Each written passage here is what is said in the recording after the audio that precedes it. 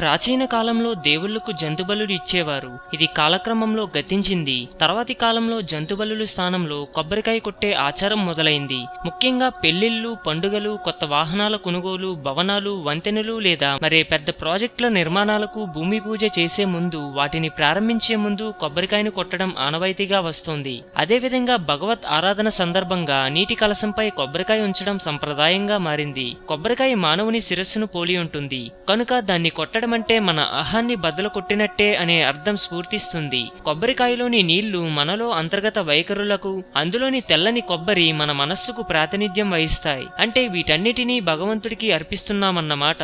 భగవంతుడి స్పర్శతో పవిత్రమైన మనస్సు ప్రసాదమవుతుంది. కొబ్బరి చెట్టులోని ప్రతి భాగం ఉపయుక్తమైనదే. అంటే స్వార్థం లేని సేవకు సైతం కొబ్బరికాయపై ఉండే 3 కన్నులు శివుడికి ప్రాతినిధ్యాలు. అవి మన కోరికల్ని తీరుస్తాయని చెబుతున్నారు.